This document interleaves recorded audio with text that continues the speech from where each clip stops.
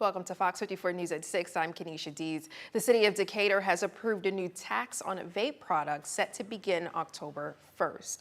The tax will add 10 cents per milliliter to all vape liquids sold within city limits. And city leaders say they pushed for the tax to get ahead of new state rules. But shop owners say the new tax will cut into already thin profit margins, forcing them to absorb costs or raise prices.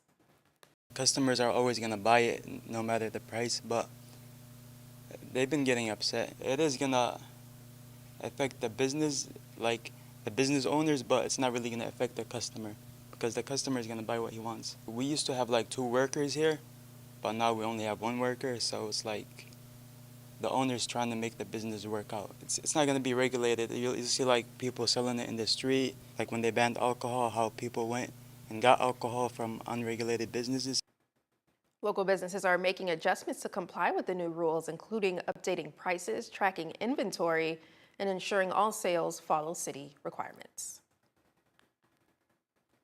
And just a few moments ago, we caught a look of Governor's Drive, a live look at it, and here we are with some traffic moving along, the sun setting, a beautiful view. Joining us is Fox 54 Weather Impact Chief Meteorologist Jordan Dressman. Jordan, is there more dry sky for the rest of this evening across the Tennessee Valley?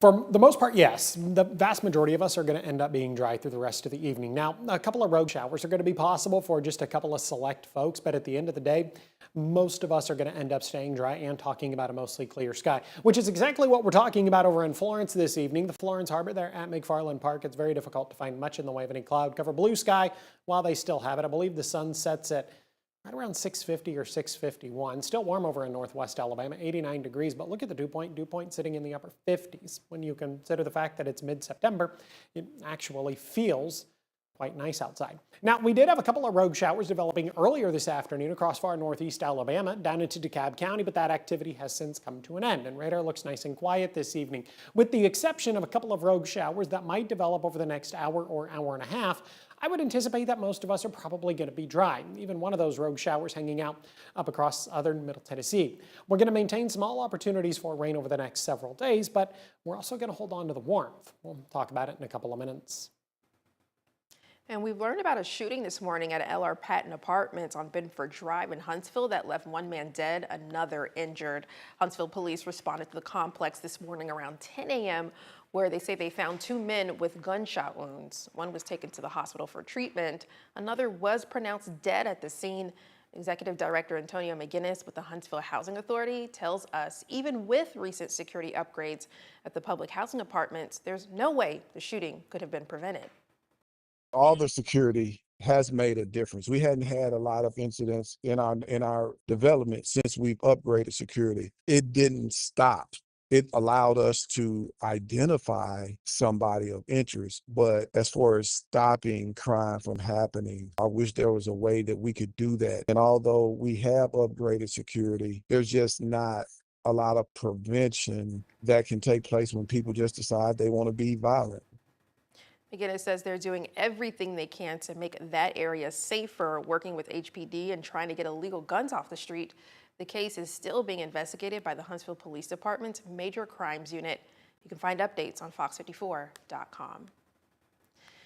The suspect in a chase and crash that led to the death of 17-year-old Tristan Hollis will remain in jail without bond. Archie Hale, picture here, had his Aniah's Law hearing today, but he was unable to attend in person due to a physical condition. He was, however, present on a video connection. Hale will stay in jail without bond. The case is still being investigated and more charges may be filed. Hale's accused of leading a Priceville police officer on a high-speed chase a couple weekends ago, a pursuit that ended when Hale crashed into a minivan carrying a group of teenagers, killing 1 and injuring 3 others. Hale is charged with reckless murder and is being held without bond pending tomorrow's hearing. A man arrested in connection with the disappearance of Huntsville realtor Ronald Dumas Jr. now has a new court date. Our sister station, WATN, confirms Quintarius White was supposed to have a hearing today, but it was reset for October 28th. He faces various counts, including aggravated assault and aggravated kidnapping involving Dumas. At this time, he's still expected to be extradited to Huntsville. He's now in Tennessee, but no date has been announced. The Shelby County DA's office says attorneys are reviewing potential offers. The Alabama Court of Criminal Appeals affirmed the murder and assault convictions of a Huntsville man Friday. Attorney General Steve Marshall announced that the court upheld the convictions of Michael McDade, who was found guilty in Madison County Circuit Court of fatally shooting his sister's boyfriend during a 2021 domestic dispute. McDade claims the shooting was in self-defense, but a jury rejected that argument and convicted him. He was sentenced to 40 years in prison for murder and 10 years for second-degree assault. The suspect in the fatal shooting of conservative activist Charlie Kirk is officially being charged with murder. The official charge of aggravated murder means 22-year-old Tyler Robinson could face the death penalty if convicted of killing Kirk from last week. Utah County Attorney Jeff Gray says DNA on the trigger of the rifle used to kill Kirk also matched that of Tyler Robinson. Kirk was shot and killed on Wednesday as he spoke with students at Utah Valley University. Robinson also faces charges of felony discharge of a firearm, which can carry a sentence of up to life in prison, and obstructing justice, which can carry a sentence of up to 15 years in prison. In Marshall County, a teacher suspended for a post on social media regarding the death of Charlie Kirk. In a statement to FOX54, Marshall County School Superintendent said, quote, "The teacher has been removed from the classroom pending further investigation. At this time, we are not aware of any Marshall County school employee that has posted or stated anything that celebrates the death of Charlie Kirk," end quote. We'll stay in Marshall County. An ARAP man has been arrested for possessing child sexual abuse material, according to court documents that was filed yesterday. A warrant was sworn by a member of the ARAP Police Department Friday. Kyle Joyner faces 10 counts of knowingly possessing child sexual abuse material. A judge set Joyner's bond at $500,000, and as a condition of bail, he is prohibited from possessing any electronic devices that can store or manufacture images. According to the warrant, Joyner is to be brought before a judge in Guntersville to answer the charges. A vehicle stop earlier today, we've learned, led to the arrest of a man wanted nationwide. According to Priceville Police, the stop happened around 12:40 a.m. near Point Mallard Parkway and Marcia Avenue as the vehicle merged onto I-65 southbound. Richard McCusick was arrested when officers found he was wanted on a no-bond nationwide extradition warrant. Police also allegedly found drugs and an assortment of checks, debit cards, credit cards, driver's licenses, and Social Security cards belonging to other people. McCusick was taken to the Morgan County Jail, and he faces multiple charges, including trafficking and stolen identities, among other charges. His bond set at $6,600, and a hold was placed for the U.S. Marshal Service. 2 people were arrested yesterday after a woman crashed allegedly into 2 sheriff deputies' cars at a Target in Decatur. The Morgan County Sheriff's Drug Enforcement Unit said they attempted to serve active arrest warrants on Brandy Wallace and Michael Jones, pictured here. When agents approached, Wallace, who was in the driver's seat, attempted to leave, crashing into sheriff deputies' cars. Wallace was booked into the Morgan County Jail on multiple charges, including 2 counts of drug trafficking and attempting to elude, among other charges. Her bond set at more than $300,000, while Jones was booked for unlawful possession of a controlled substance and unlawful possession of drug paraphernalia. His bond set at $1,300. City of Athens says a recent zoning change is not related to Space Command. The city approved a zoning change during their last city council meeting on September 8th. Some social media posts incorrectly linked the change to Space Command and a supposed need for new housing, but the city confirmed it did not make those claims. Plans must still go before the Athens Planning Commission before any construction can begin. The change was only a zoning adjustment and no development has been approved. Students at Athens High School were sent home early today after a water main flooded the front of the school. Students went home around 11:30 after the water break affected water and restroom facilities inside the building. However, the school says everything should be fixed by tomorrow. Decatur City Schools says that the water main is now repaired and the building is fully operational.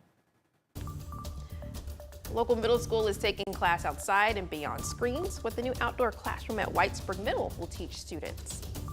And it's the 50th anniversary of the Downtown Rescue Mission, and while the organization is celebrating this major milestone, they say the job isn't done yet. Stick around.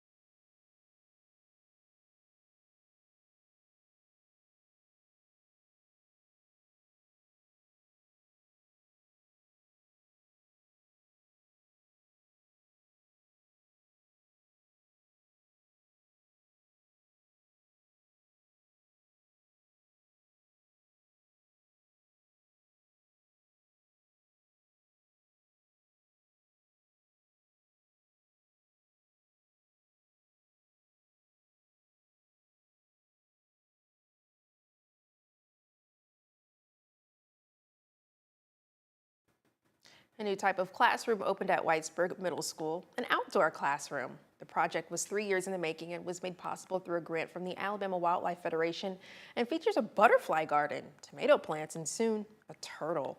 The space includes hands-on learning stations designed to connect students with nature and encourage teamwork, offering different kinds of learning experiences that moves beyond screens and into the outdoors. The goal for the outdoor classroom really is to get a chance to get the kids outside in nature, learning in a different environment, because the structure of this classroom is there are projects and things that they can do. They can come outside on a regular basis and have some curriculum that they work on each station. Huntsville City is a digital one-to-one curriculum, and so our books are on the computer, and there's a lot of screen time. So getting outside in nature is going to be beneficial for the kids. It's nothing like the outdoors. Well, teachers have already started holding classes in the new space. It will be maintained through the teamwork of staff, students, and the community. Downtown Rescue Mission is celebrating 50 years of helping Huntsville's unhoused population with food programs and a warm place to stay. But the work is never over. Fox 54's Caleb Aguayo shows us how they're keeping the mission alive after half a century. The Downtown Rescue Mission is celebrating 50 years of service right behind me here in the VBC's Saturn Ballroom. Singers and comedians are performing for a luncheon and dinner today, all in the name of celebrating a service that has helped thousands since its inception in 1975. But the work's not over. In fact, it's needed now more than ever. According to Director Keith Overholt, Huntsville's unhoused population has transitioned from mostly elderly men to including many women and children. With an addiction epidemic, economic stress, and just falling on hard times, Overholt says it's critical people recognize homelessness will always be here, and it takes a special kind of person to help out. With National Homelessness Awareness Day on October 10th, Overholt is going to sit outside for 24 hours while he speaks with the community. Here's what he had to say about the need for this mission 50 years later. It started with sandwiches being handed out of the back of a car, and now, today we've got an 18-acre campus, and we're helping people from the community every day. Most of the people who are homeless were older men, age about 58 to 60 years old. Today, the average age at the Downtown Rescue Mission is 28 years old. And we take care of men, women, and children now. And so especially with the opioid addictions and things like that, the age has gone down quite a bit. Downtown Rescue Mission staff and volunteers say they're going to keep the work going as Huntsville's unhoused population grows alongside the city. In Huntsville, I'm Caleb Aguayo, Fox 54 News. Today's event is helping pay for a capital campaign to expand the Owens House facility, which is set to double the capacity for women and children. If you want to help out, you can find a link on fox54.com. This week's Fox 54's top teacher is all about investing in her students' future. Stick around to meet her. Jordan, weather. Yeah, radar looks nice and quiet for the time being, but a couple of isolated showers are going to be possible this evening, and then a little bit more is possible as we head into your Wednesday. We'll talk about it in great detail here in just a couple of minutes.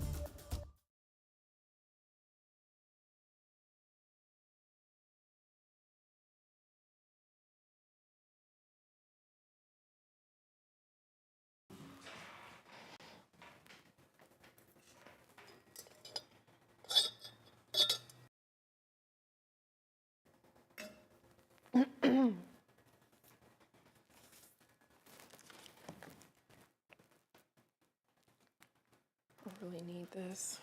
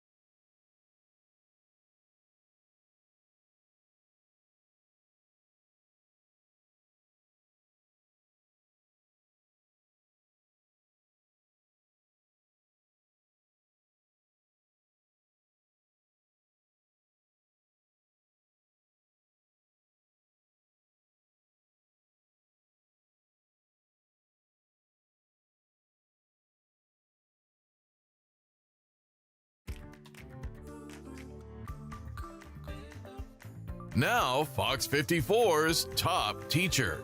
Sponsored by Calhoun Community College.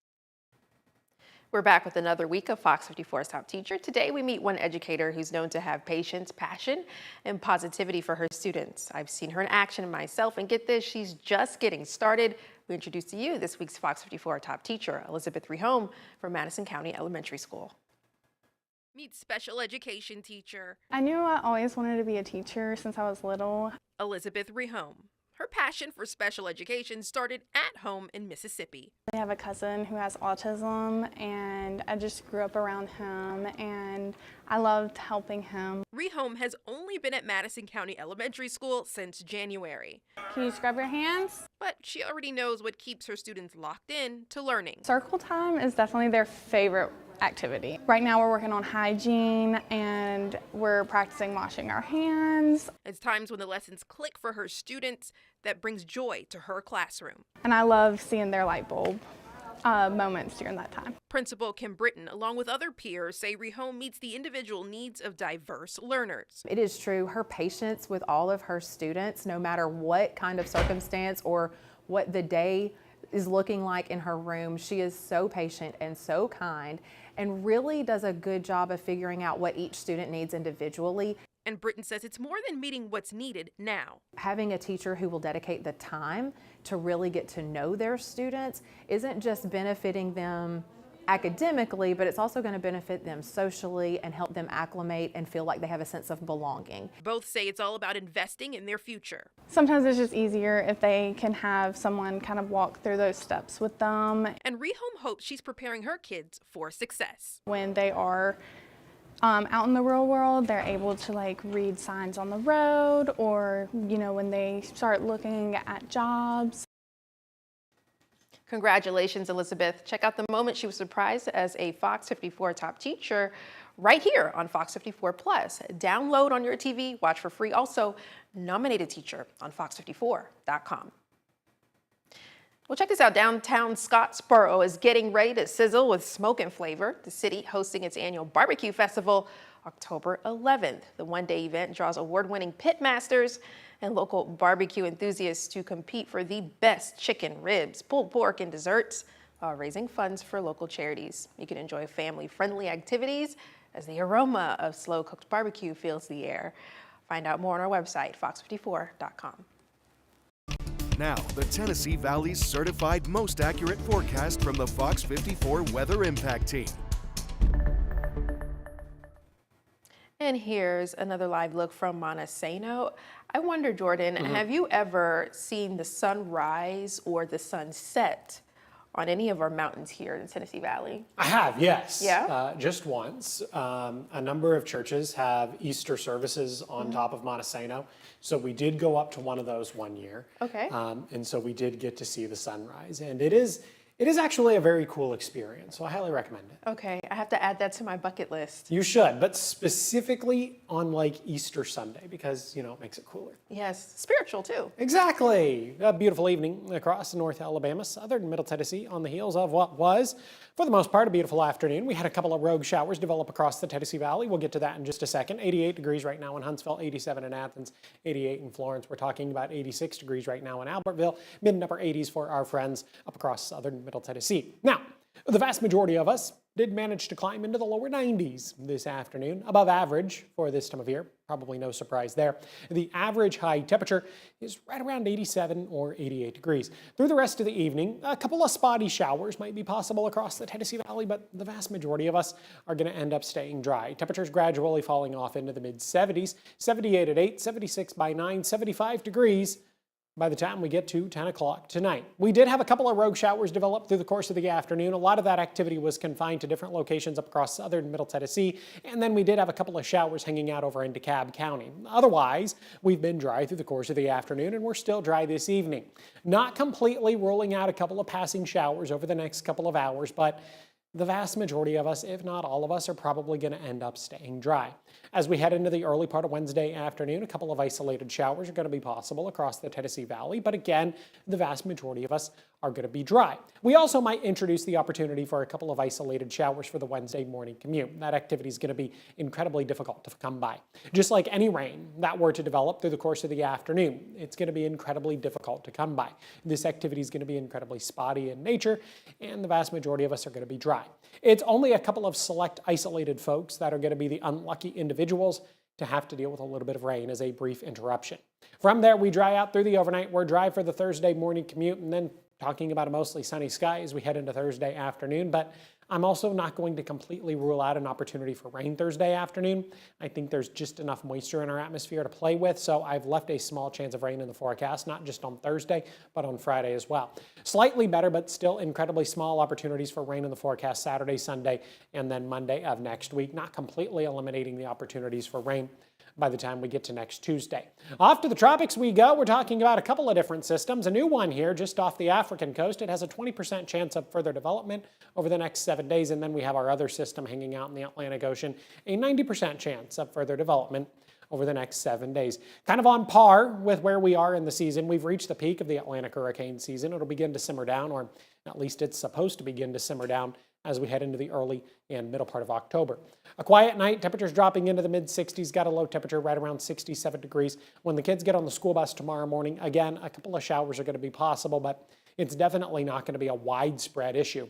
70 at 8, 74 by 9, 79 degrees by the time we get to 10 o'clock in the morning. Have a good look at the next 7 days. 90 degrees Wednesday, Thursday, 92 on Friday, 90 degrees again on Saturday. The first day of fall is on Sunday, at least that's what the calendar says, but the calendar lies. 88 degrees Sunday, Monday, and Tuesday of next week. Definitely not feeling like fall. Check this out. The city of Huntsville is breaking ice Thursday. City leaders are holding a groundbreaking for the Huntsville Ice Sports Center expansion. And to celebrate Mayor Tommy Battle, District 4 City Council member Bill Kling and Ice Sports Center leadership will break ice instead of the ground. The facility expected to double the size of the current center and include an arena that can hold 1,254 spectators, to be exact. Construction is expected to be done by January of 2027.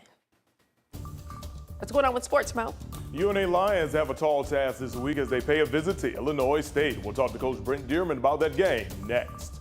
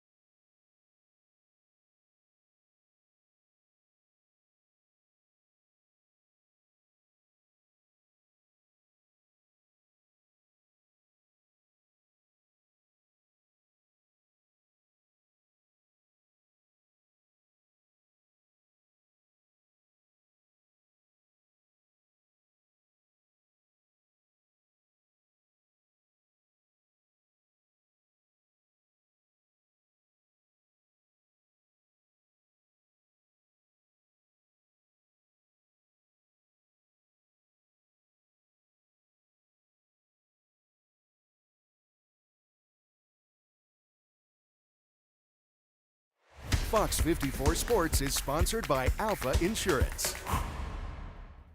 Hey everybody, the UNA Lions finally have cracked into the win column with a victory over Northeastern State over the weekend. Now they hit the road once again for another of task. This weekend, the Lions will be a huge underdog against Illinois State. The Redbirds are ranked 4th in the latest FCS Stats National polls, and they're averaging 41 points per contest in their wins over Morehead State and Eastern Illinois. Now, the Lions, they're going to have their work cut out for them, but it's not stopping Coach Brent Dearman from preparing his team for a fight.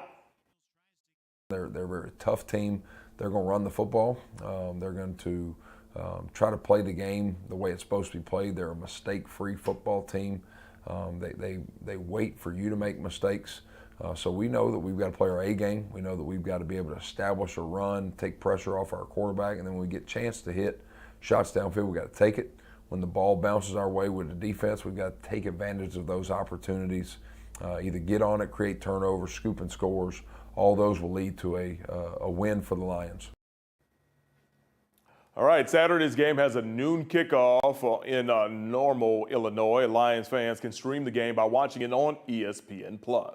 Now, the UNA kicking game continues to be great thanks to Ian Vachon, the Madison Academy grad, hitting 3 field goals on Saturday, including a school record 55-yarder in their victory. For his efforts, Vachon was named the UAC Specialist of the Week. All right, coming up tonight in sports at 9 on Fox 54, Coach Dimmer will share his thoughts on the Madison Academy grad. And what did he think about him setting that new record for the Lions? Kanisha.